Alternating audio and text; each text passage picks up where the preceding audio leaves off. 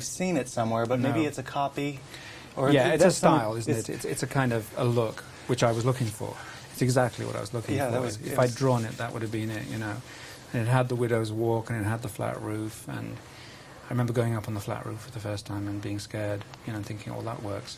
And also just looking through a camera and kind of going, wow, on a wide lens, this is really terrifying. So it was just, it was probably really creepy in person, if it was in that, it's an empty, abandoned... No, it had been bought by a couple, funnily enough, with 2 kids, funnily enough, who were, funnily enough, renovating it, you know, who had, funnily enough, moved from the city. They didn't, the people that they bought it for, it wasn't a foreclosure, was it?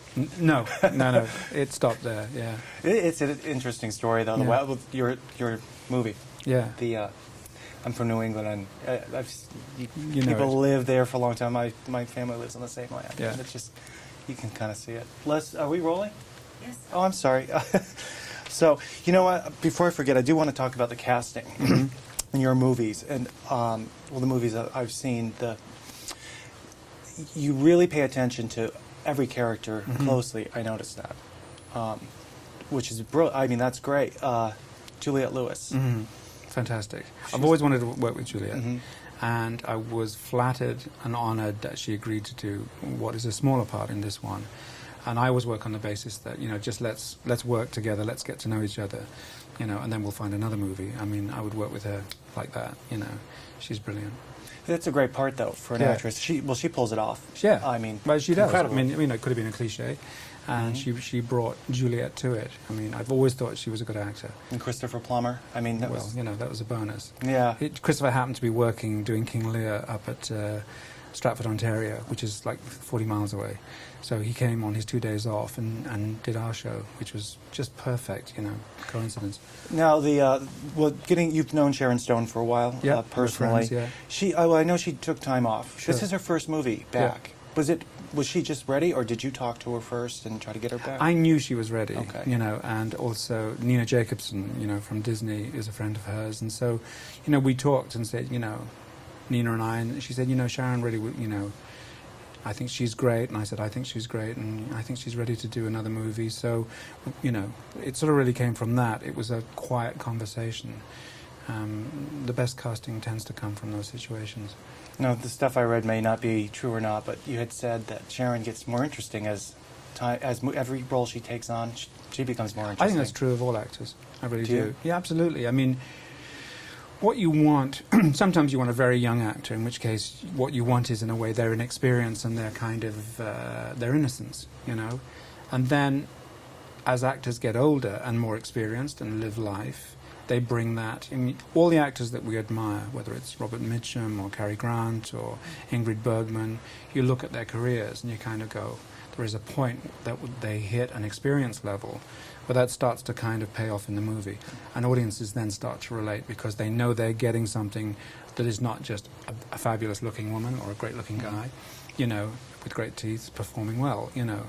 You're sharing an experience and you have the sense of a life experience with an actor. You yourself, as a filmmaker, like to jump back and forth to from larger budget to small independent, tiny budgets. Yeah. Now, when is it intriguing to you to make a film with a smaller crew? With you use digital cameras as well sometimes. Sure.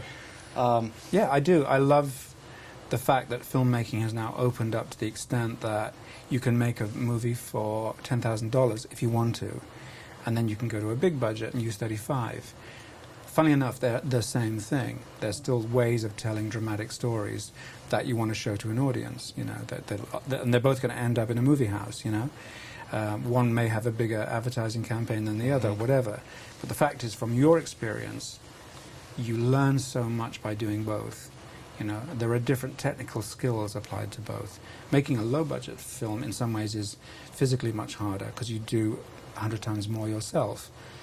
On a big movie, they look after you, but at the same time, then you wait for longer, you know, so there may be some frustration about the speed that the film can go, you know. But they're horses for courses, you know, and they both impact each other, you know. You learn. It's a learning curve, and you should continue to learn. Do you feel less pressure on a big budget or more? Because of what you were just explaining, you have a little bit more different pressure. Different pressure. It's you know, all films have pressure.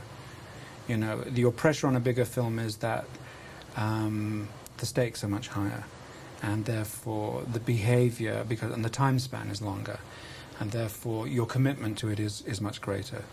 On a smaller film, as I said, you're doing so much more yourself. It's almost like, but that energy may just carry you through because you're always busy. You never stop. You just sleep for a bit and then you come back to work, you know.